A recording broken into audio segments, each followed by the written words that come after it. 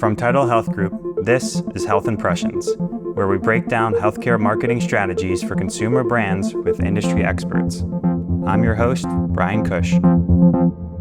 Well, thank you, Jerry and Carrie, for joining me on this podcast and this conversation. I'm really looking forward to it. I've gotten the privilege of speaking with Jerry in the past, but this will be a really interesting one, and I love having the perspective of both sides. So if you don't mind taking a moment, Carrie, kind of introduce yourself, just your background, context to joining us.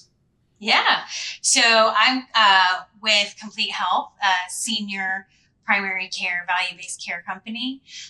And then before that, my background was in the hospital world. So spent 8 years with a full-service hospital. So kind of got both sides.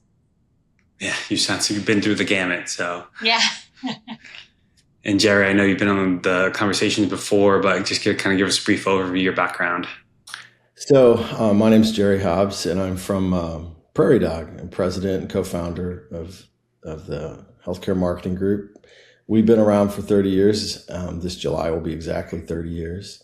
And we've worked in 45 of the 50 states, partnering with health systems and medical groups and all things healthcare. I think a great context for this call, and I think Carrie will bring in even more context as we continue to speak, is I love almost like a reset moment. And I'll throw this to you, Jerry, of so often marketing, I think particularly healthcare marketing, gets bucketed into these areas of communication or just short-term thinking. And I'd love for you, like, where do you start when you just have to educate someone about that there is a science and scientific approach to marketing? Yeah, it's funny. We work in a category in healthcare that is very much driven by a very clear process, right? A very clear discipline of diagnosis, and then strategy, if you will. How are we going to address what we've learned, this problem we've uncovered and understand now. And then what are the different methods? Are we going to do surgery? Are we going to do, something non-invasive? And then did it work, right? Well, that's the same process we use in marketing, always has been, but it hasn't been applied necessarily in our category like it has been in other places. Was part of a pitch yesterday. We were finalists for another health system account. And one of the things they asked us for to address was, can you help us build our marketing capabilities, help our team become better marketers? And I was just really encouraged to see that. We wouldn't have probably saw that 30 years ago, even 10 years ago. So much of the work has been very comms oriented, very PR oriented, very ad oriented. And there's an increasing awareness, understanding that we've got to get more sophisticated. When you work with doctors, as Carrie does every single day, they'll fill the vacuum if we don't. And when you bring a process, the marketing process, to the table, which starts with data, understanding your audience, and evidence to build to a strategy and make a choice, and then decide how you're going to execute, they respect that incredibly.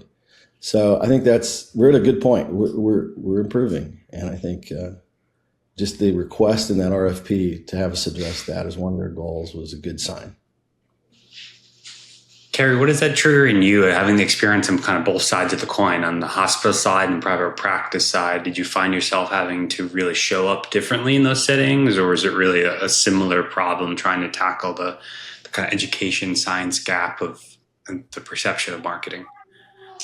I think it's been similar across being part of a medical group or in the hospital. And I think that, like Jerry was saying, you just have to educate the providers,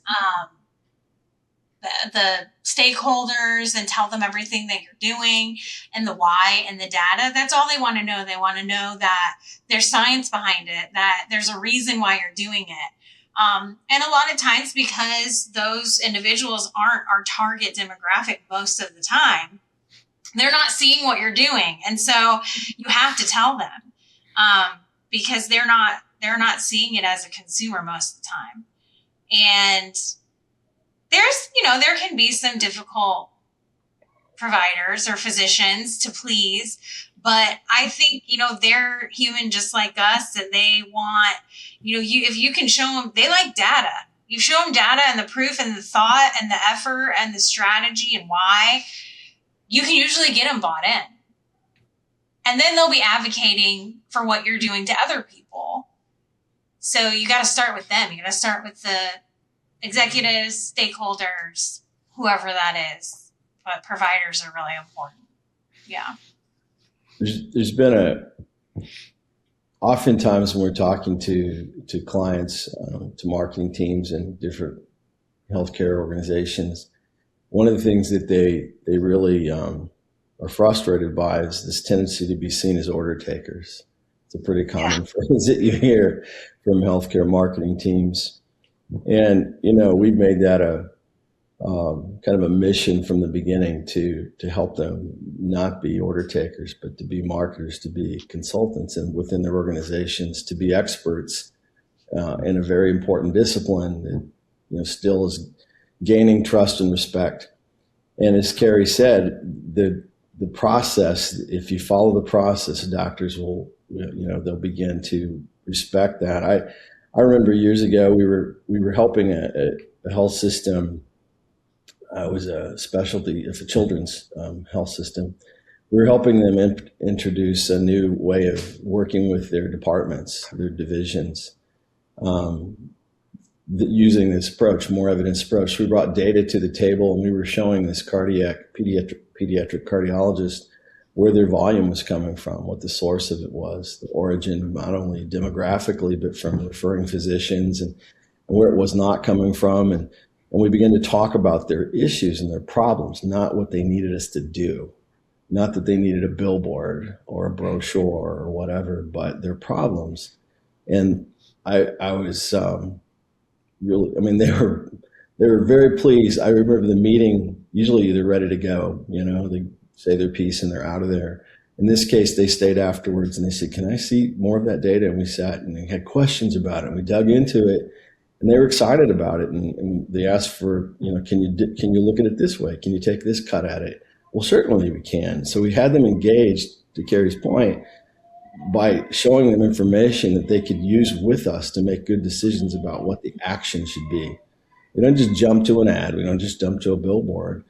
In that case, we had some things we would do with, just protocols and ways we would work with the referring docs to reduce wait lists, so by making sure the primary care doc, the referring doc would do things in the practice to get them ready, that they could handle theirs. So we would put the right care at the right place. And they saw that all of a sudden as marketing, not just an ad's not just marketing anymore. So, if we can convince them that they don't dislike marketing, they need to understand it more thoroughly. And it's not just taste and nice pictures. Like they tend to see it as if we let them. Well, I think that's why it's key to have a really good relationship with operations. Yeah. That's where you can really show your value. Being close in the loop and a partner with operations, because we kind of have an eye where they're very operational focused and workflow focused, where we can also bring in reputation, perception, patient experience pieces from a marketing standpoint. What are we advertising and who are we actually? What are we actually providing and what are we saying that we're selling? It's so much more than just ads. And another thing from a provider or stakeholder standpoint is something that I found successful is, a lot of times they'll just say, "I want a billboard, I want this, I want that." And it's really just saying a way that you can really get them to understand that there's thought behind it is, that sounds like a great idea. Like, let me do some research to see what the best thing is to do for, what's your end goal? And then we need to start there. And what's the best thing to do? Everything doesn't work for everything. You really have to review every scenario and do the science and the process and figure out what the end goal is. And I think we did that for Complete Health for when, years past, it was very annual enrollment period focused for our advertising strategy, to standing back and going, well, what do we really want the patients to do? What do we really want the consumer to do? They're going to sign up for Medicare. So that's not necessarily what we want them to do, right? We want them to choose us when it's time to sign up for Medicare. Medicare because we're a great Medicare provider and, that's our specialty. And I think it's just stepping back and it can be a shock, right? Because in our culture, it's always, what are we doing for AP? What are you doing for AP? What are you doing for AP? And enrollment period. And now it's like we're doing things all the time. And it was for a minute, they're like, okay, sure. But now that they realize that the communities they know who we are now and our name's out there and we're doing things year round, or that we're doing things, it's not all crammed into a 2-month time, is a huge, and that's just being tied into operations, being tied into just what do we need to accomplish? What do we want to accomplish? I think you bring up such a good point around like the annual enrollment example. And I'd love, Jerry, for you to frame it from like the scientific method is like, that's such a fixed period in time. That's only a small snapshot of a year. If you just took the concept of a year, like what is that bringing you that kind of causes friction about some of the false choice dichotomy between brand building versus acquisition? Yeah, boy, I wanted to go another place we can pick up later around, but I'll go there. You can do both. I have faith in you. You could bridge it together. Do you mind?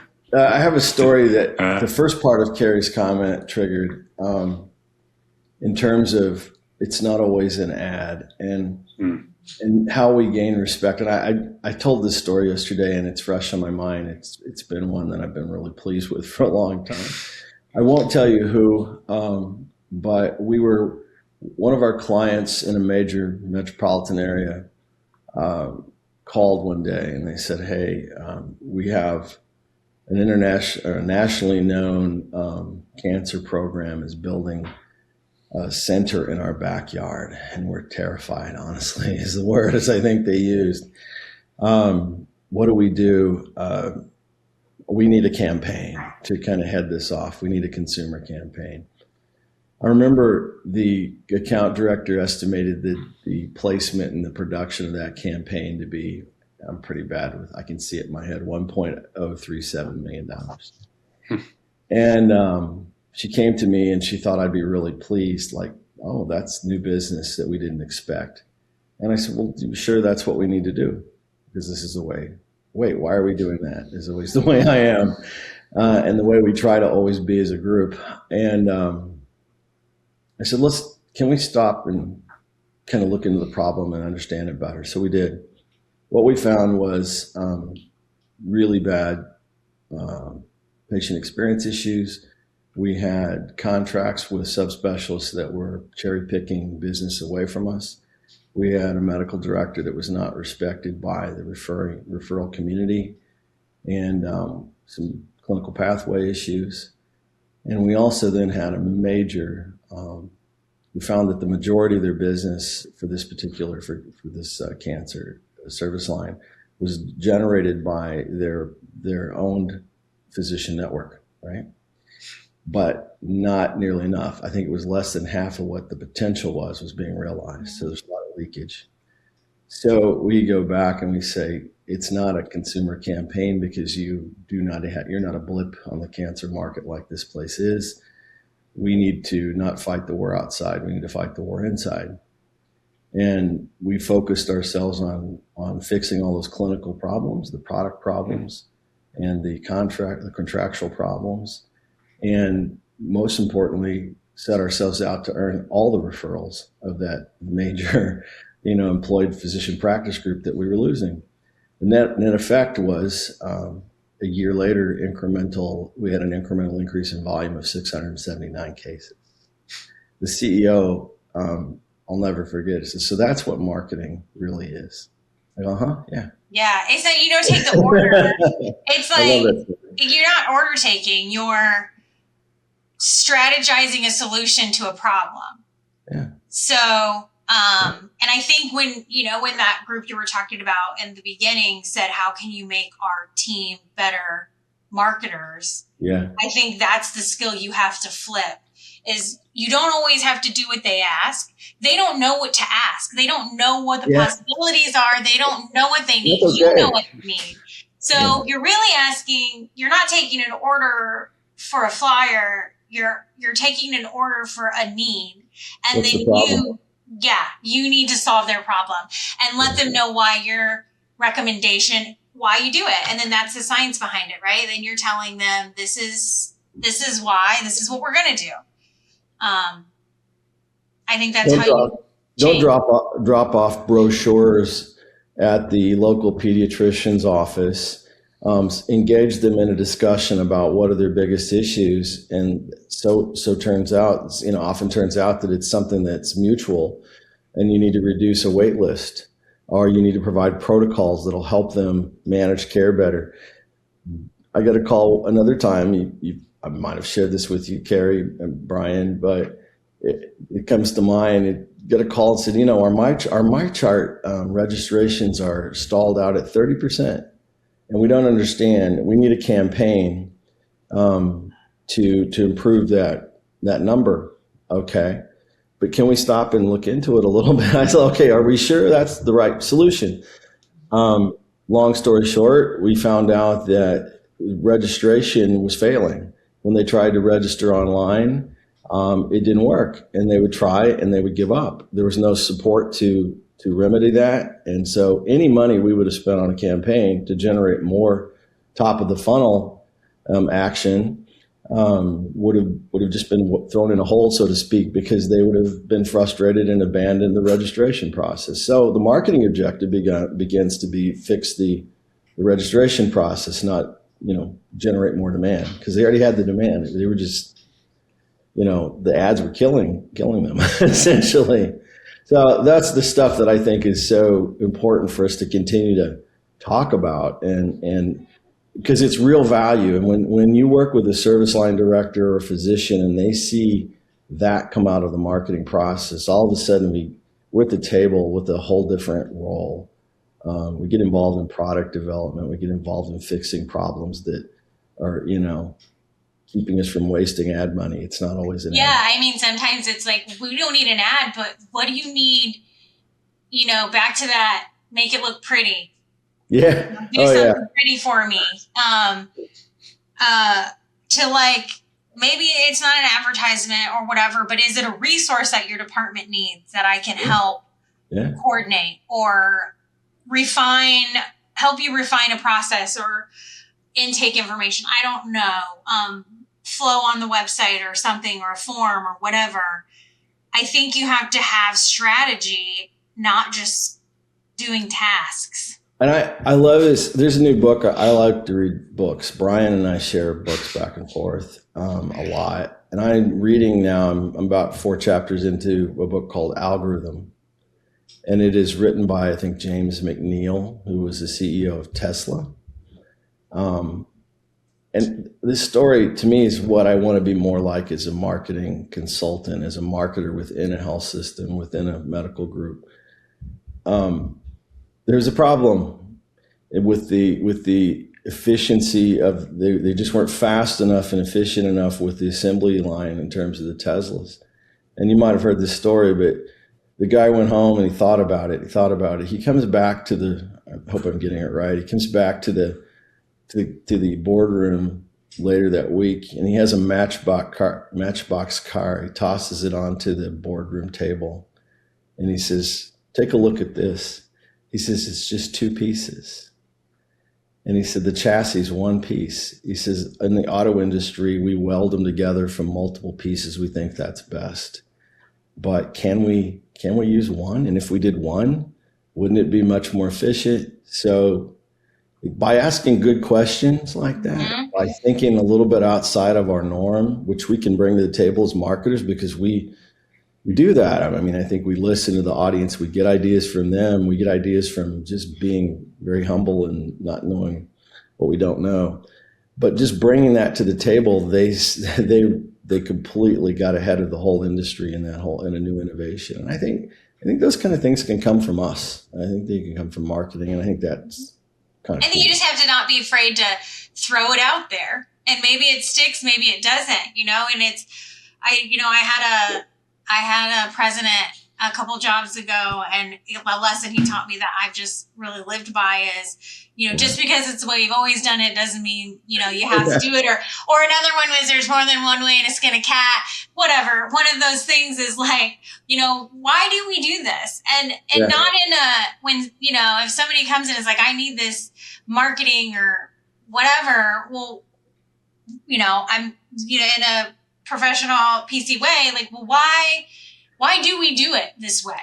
And you have to be careful. You have to be careful as a non-clinical person. Yeah. We coach our clients who come from outside the healthcare world, and you've been in it your career, so you understand this, that if you go into a clinical setting and you step too far, because that's not your turf, it can backfire on you. So one of the safest things to do is to, as a good marketer, use market research, use consumer perspectives as a way to surface, use evidence, like you said earlier, not just numbers, but qualitative comments and learning from our interactions with all these different audiences, including the referral. I've used referring physician quotes to convince doctors that what they thought was exactly what they should be doing might not be so right. It wasn't me saying it. It was the people they were trying to get referrals from. So it's a fine line, as you kind of work that respect thing. So. Yes, it takes a long time to build that trust and relationship and respect to be able to say, do we have to do it that way? Yeah. And not have them be very, and hey, maybe they will. Who are you guys? You're just marketers. Yeah. You have to be strategic about how you have a strategy about how you bring it to the table, I guess, right? Yeah. So let's talk about Bryan's question. I'm sorry. What's the question? I do that all the time, and he knows I do. Well, it's funny. Bring us back on track. There's a fundamental theme I hear in both of you that I think is just so difficult, even on like a human level. Of it's not just, is this the right solution? Going, is it a campaign or an ad or a leaflet? Is this even the right question? Like you're flipping totally. And that, I think that's what I hear from both of you is like, now we're about to bump into just ego.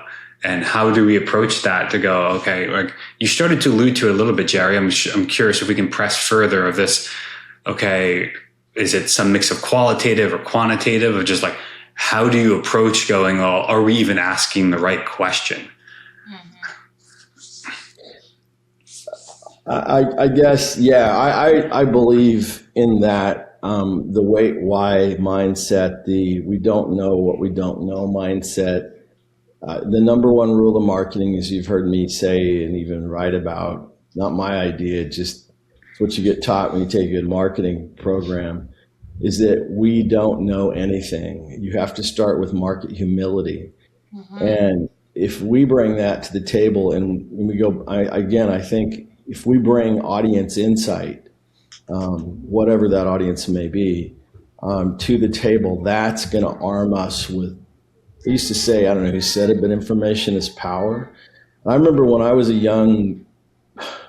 hired me after an internship. I didn't have a college degree till they finally paid for my last year. I would go to the table, and I liked data and I understood research and I trained in marketing. And it was kind of rare in that hospital that I started in. And I would bring that to the table, like, here's what our market share is, because I learned how to use rates and determine it. And we did these focus groups. They didn't even know what focus groups were. Or, I sat down and talked to these doctors or these people in this clinical area, and this is how things are working right now. And they're wondering if that really makes sense. You bring that information to the table, and all of a sudden you become valuable. Yeah, getting a seat at the table. That's part of it, right? Marketing's not always at the table. That's what I think is a shame in a lot of organizations, is elevating marketing to that part of the conversation and always having them there. And I know I've had a mentor in my life that was, it's a privilege to be at the table. And so when you talk about, like, you need to recognize you're not clinical and you don't know. Yeah. You don't know it all. There's no way you can know what's really going on behind the scenes to some extent. So you just kind of speak when it's valuable and just take it all in so that you can go back to the drawing board and do what you need to support them. But when marketing's not part of it, it's a real shame, I think. I also would say this, as a really young person, I've always been very curious and skeptical of everything. That's my nature. And I also want to know I want to feel more confident in what I'm talking about instead of just shooting off some idea. And so I spent a lot of my time wandering around the hospital, picking people's brains. I know that sounds, but, and I still have time for anybody who wants to pick whatever's left of my brain, but because of that, and I still have lots of mentors that I sit down and talk with and learn from. But I guess to get to the point, I learned about billing. I learned about coding. I learned about how we negotiate with payers. I learned about what our costs are. Ultimately, I had a cost accounting system on my platform, on my dashboard, and I had the data for the market on our dashboard. I had our performance data.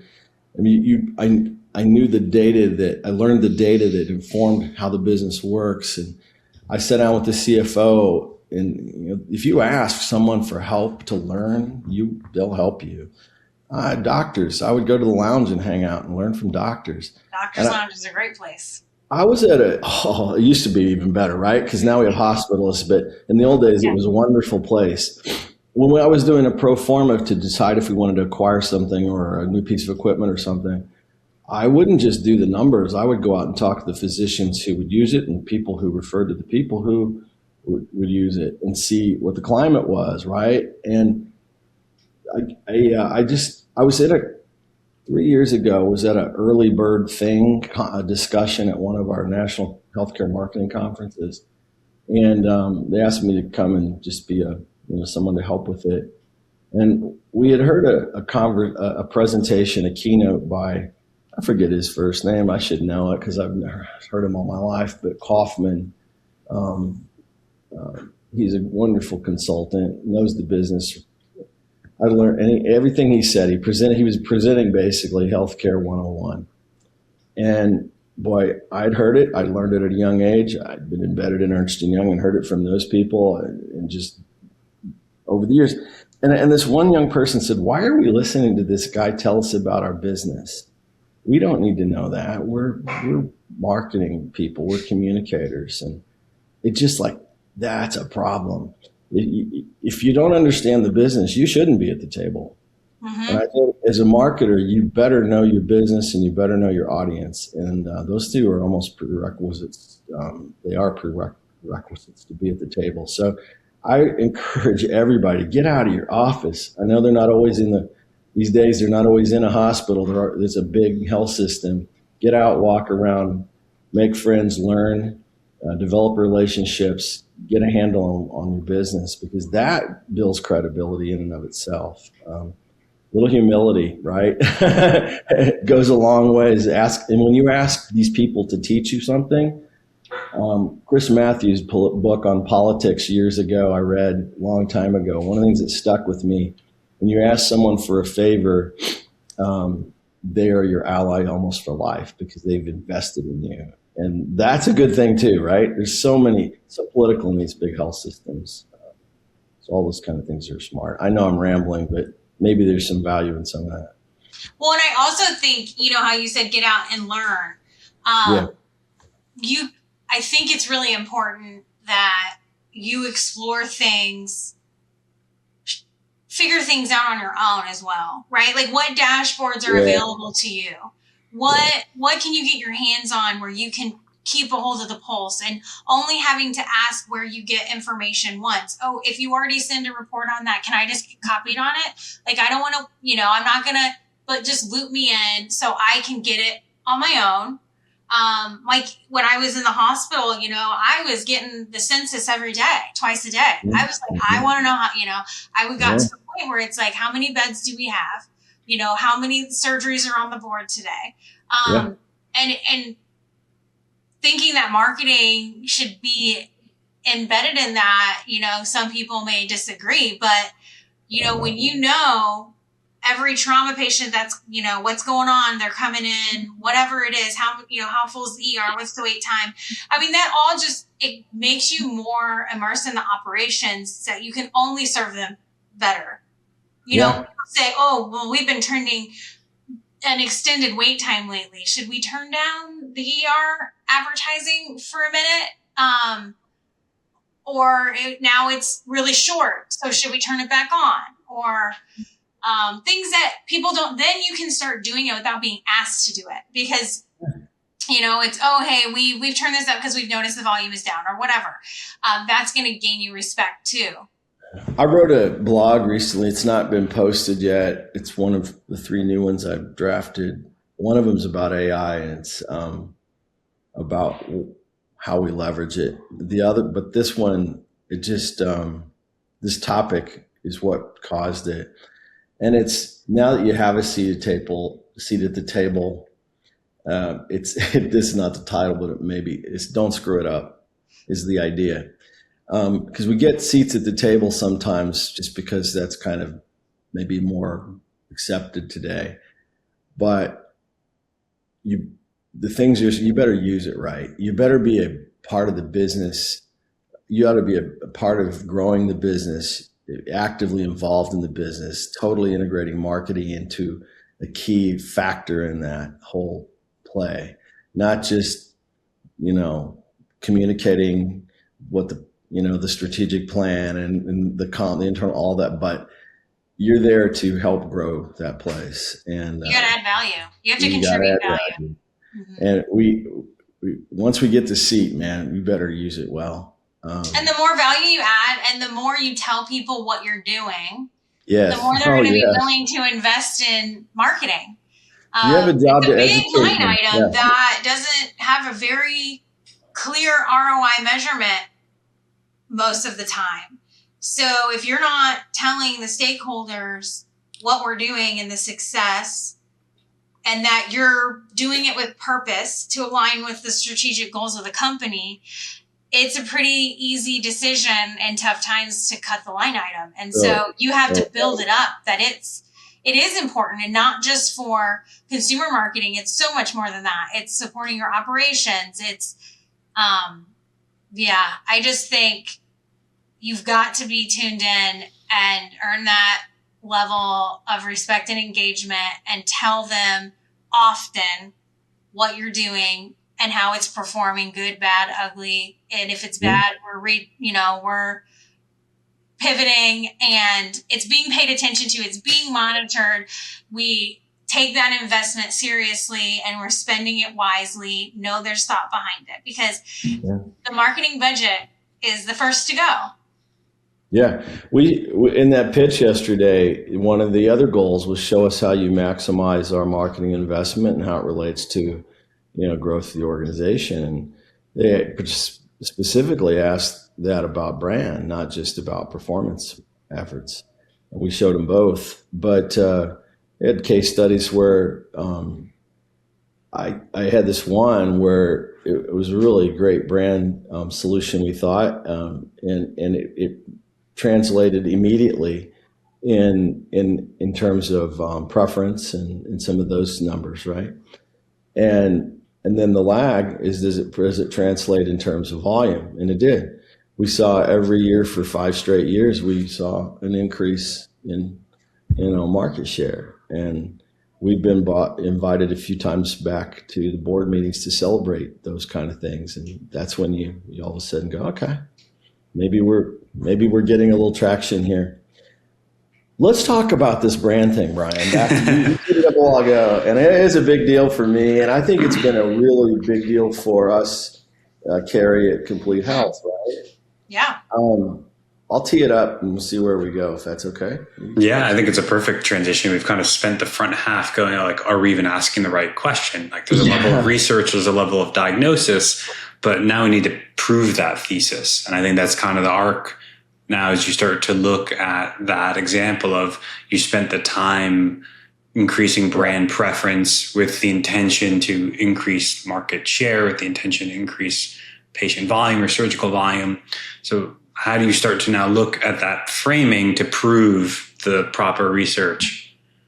I'll just set one quick comment aside about Brand. You have private equity investors in your company, right? Yeah. And it's a whole different. So in the merger and acquisition and the investing world, which is increasingly active in healthcare, the brand also plays a big factor.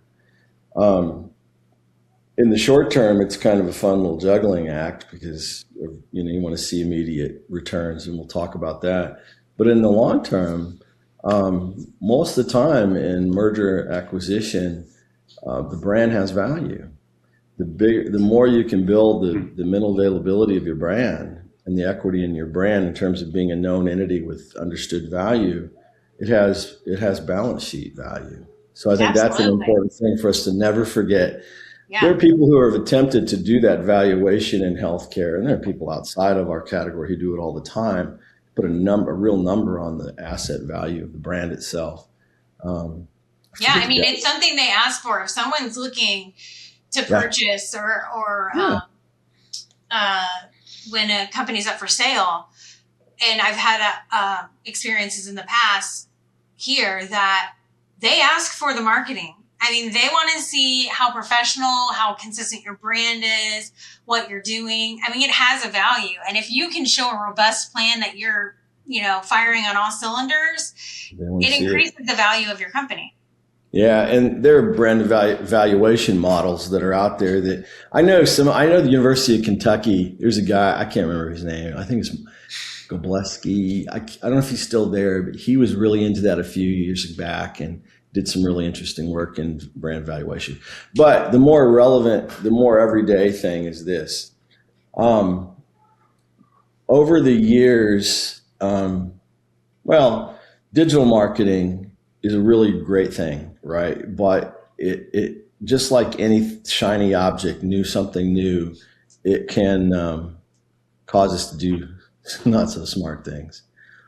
And what happened when digital marketing, and I use that in a real general way, short-term performance marketing became so popular is if you look this up, you'll find a study called The Long and Short of It by Les Binet and Peter Field from the UK.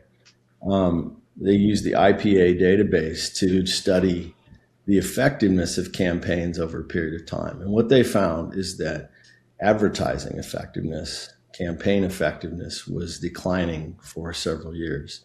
And they used an econometric model to determine that. And what they found was that the end culprit was we were out of balance. We were using too much performance or short-term marketing, short campaign to get the click, to get the quick ROI,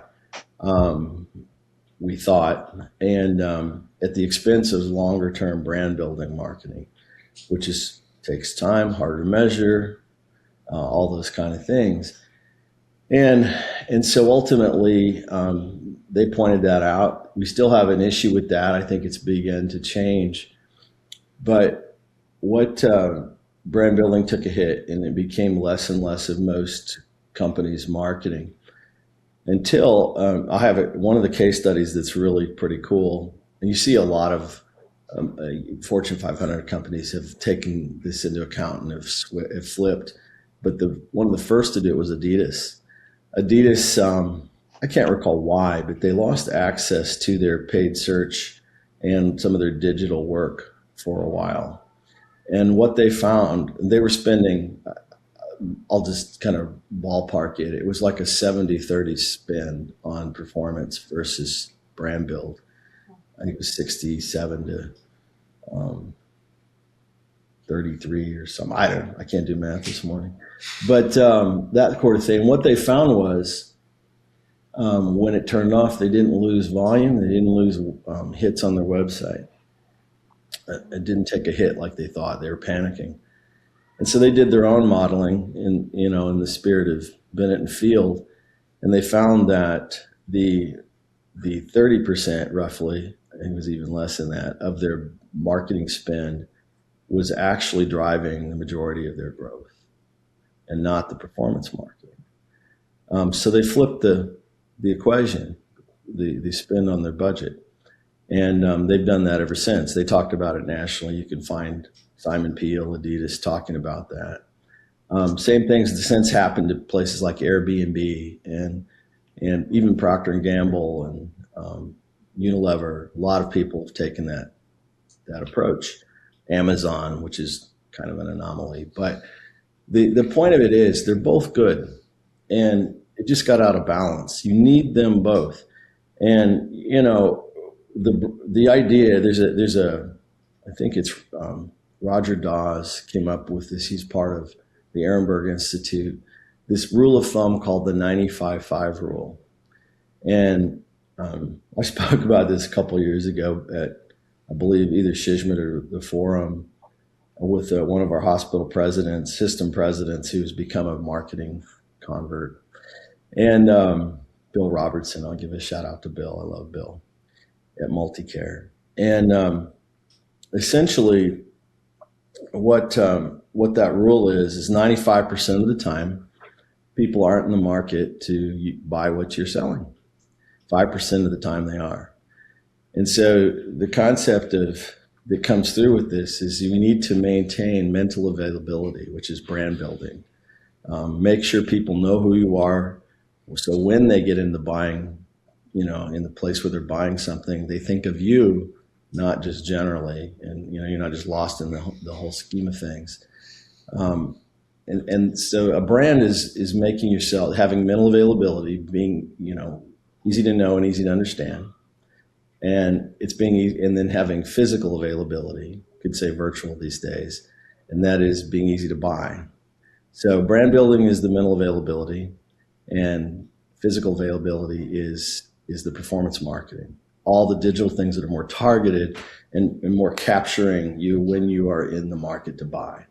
And we've fallen out of balance. And in healthcare, it's probably more like a 70-30 balance that we should aspire to. Frankly, the digital's cheaper too, so that certainly helps, right? But we've made that transition at Complete Health. You mentioned earlier on that there was a focus on the annual enrollment period.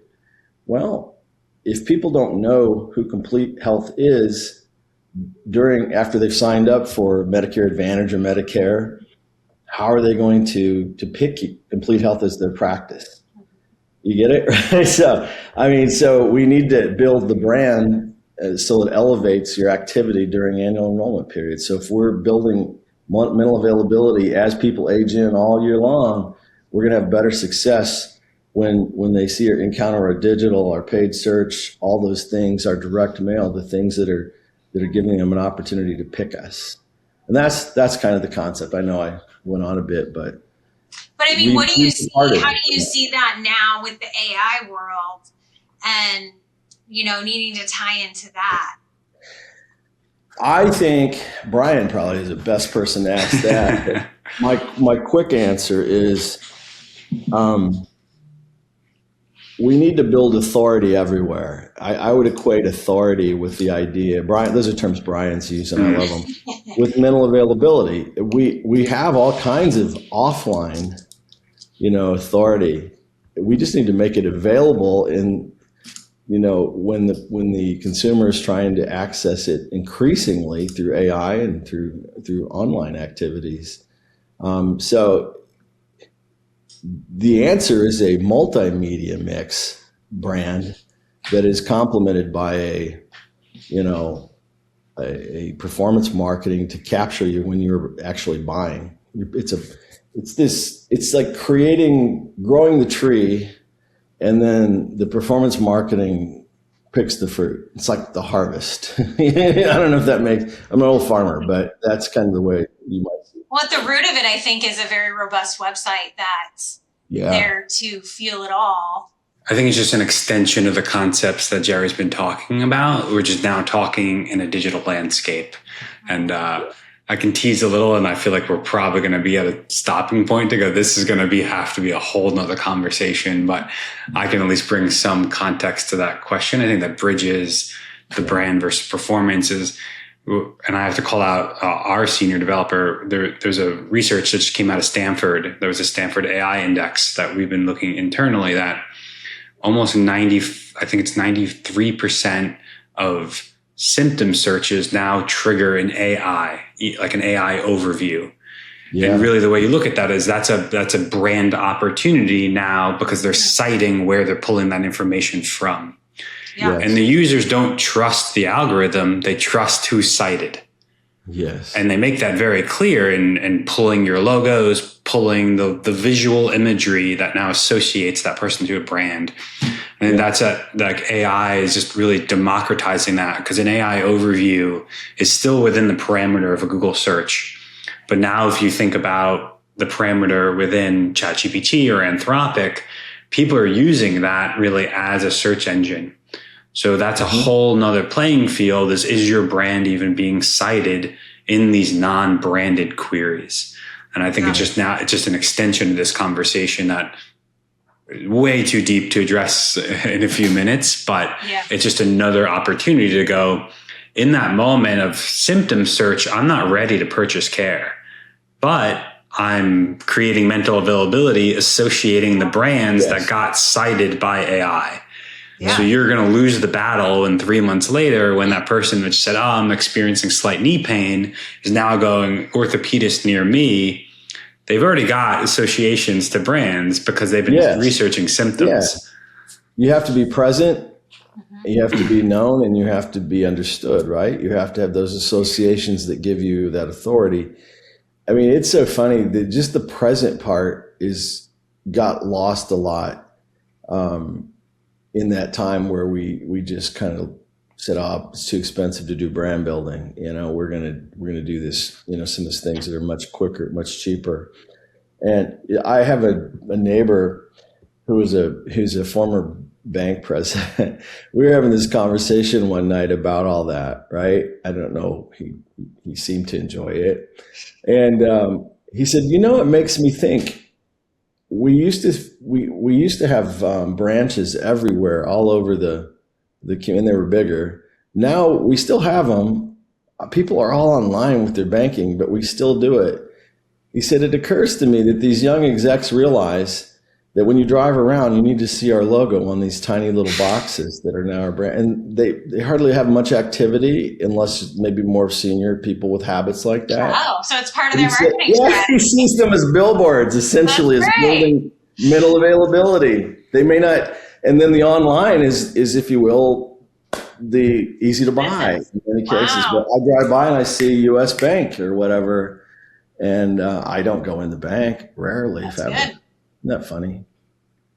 Lots of ways to build mental availability. So I want to be really appreciative and respectful of you guys' time. I feel like this is a perfect tee off to go. Like, I knew we were going to have a part 2, but I hear like a part 3 and a part 4. So I appreciate both of your time. And I think it's just such a continued battle to kind of educate internally and externally is what I hear from both of you.